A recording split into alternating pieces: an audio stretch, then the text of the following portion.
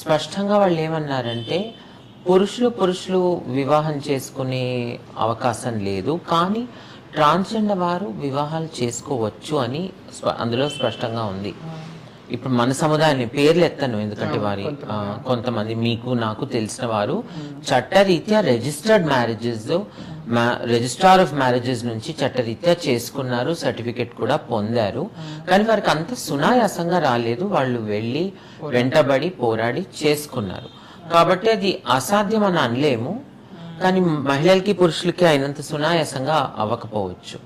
కానీ అవ్వదని మనం వదులుకోకూడదు, ఇది పెద్ద పోరాటమే.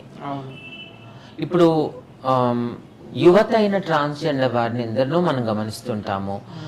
ఆ యుక్త వయసులో వారికి ఎవరన్నా పురుషుడు వారిపై ఆసక్తి చూపించగానే ఐసుగడ్డ కరిగి నీళ్ళైనట్టు కరిగిపోతారు.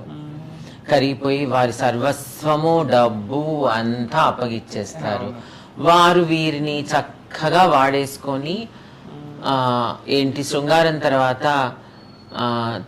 వాడి పారేసిన కాండంలా చెత్తకుండిలో వేస్తారు. అంటే ఇంకా బండగా చెప్పలేము, చెప్పకూడదు, కానీ చివరికి అంతే అవుతుంది. అది వారు బాధపడము, మనం చూసి ఏమీ చేయలేకపోవడము, మనకు ఒక రకమైన నిస్సహాయత, కోపము. కానీ కోపం ఎవరిపైన? వారిపైన తీయలేం కదా, వారు ఆల్రెడీ క్షోభలో ఉన్నారు. ఈ వ్యవస్థ పైన కోపము,